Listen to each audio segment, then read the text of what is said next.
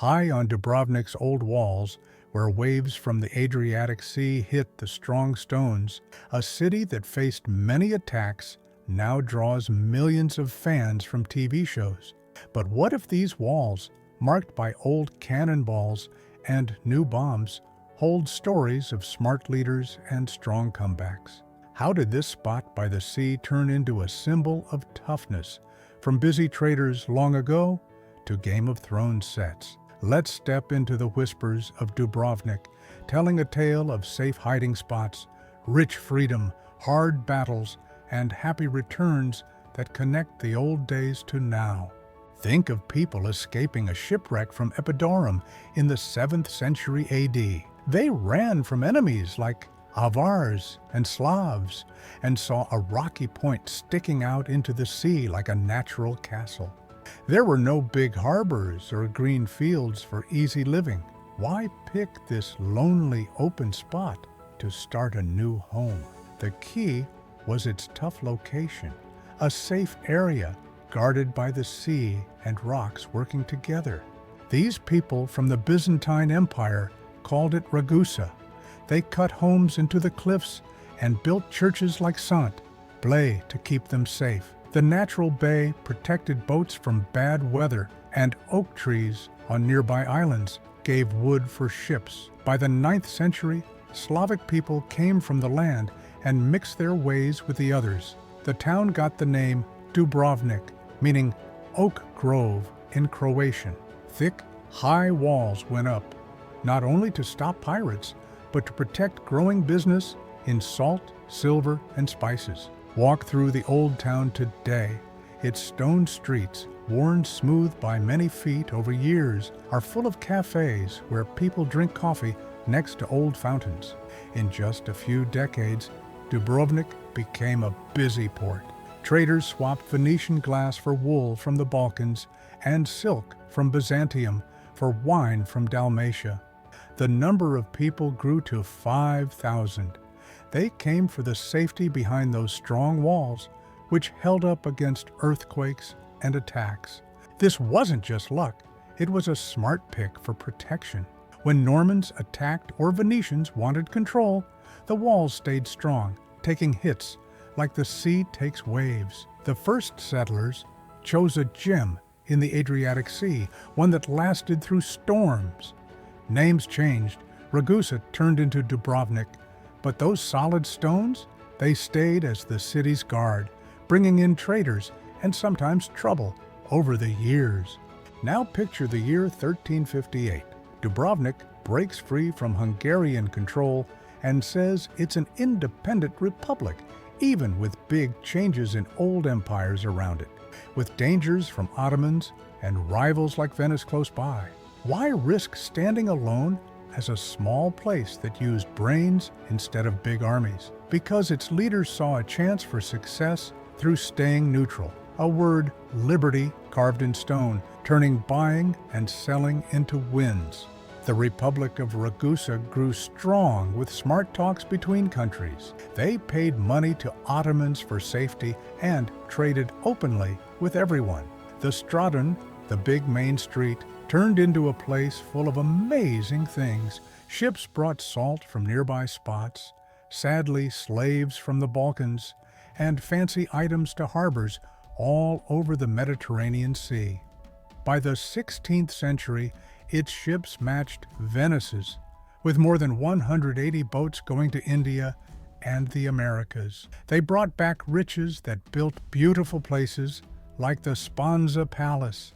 Go to Lokrum Island now. Its old monastery ruins are a quiet park today, but long ago it was a place to keep sick sailors away. Early ways to stop diseases, like plagues. The number of people reached 30,000 at its best. Rich families lived in big houses, groups of workers made gold jewelry, and leaders shared power without a king. But risks were there. A big earthquake in 1667 destroyed much of the city and killed 5,000 people. Those who lived rebuilt with pretty Baroque style, wider streets, and tougher walls. The magic of this time was keeping things even. Leaders worked carefully between big powers, getting rich while staying free for 450 years.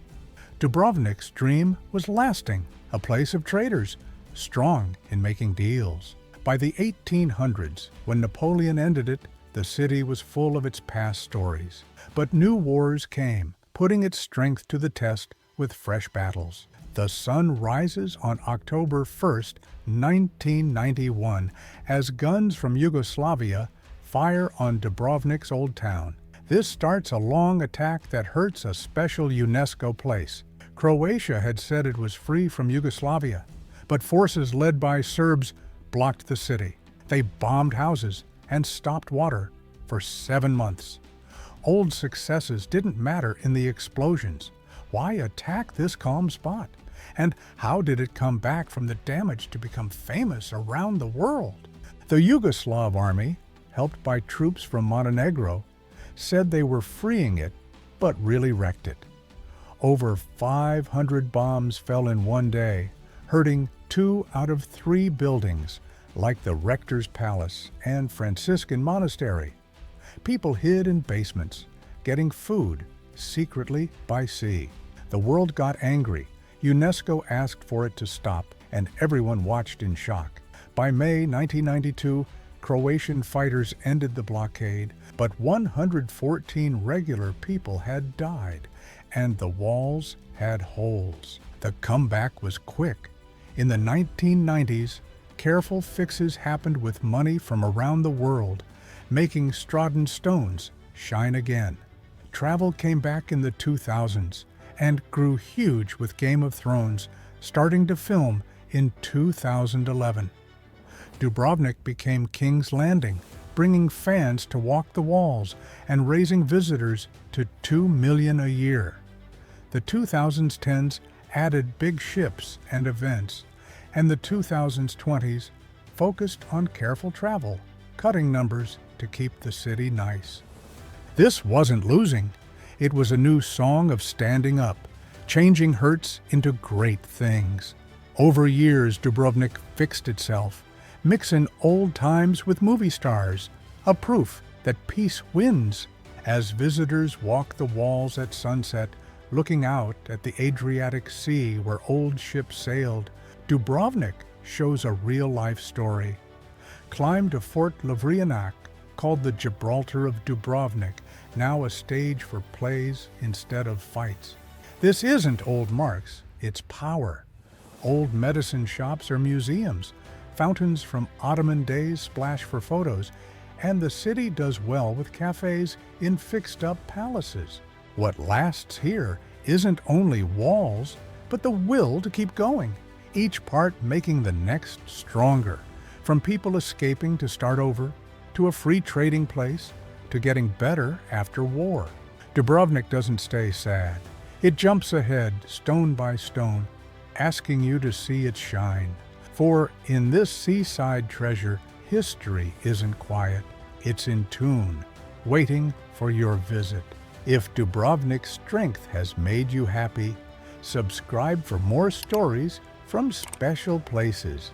Like and share if this tale touched your heart. Until next time, listen to the walls.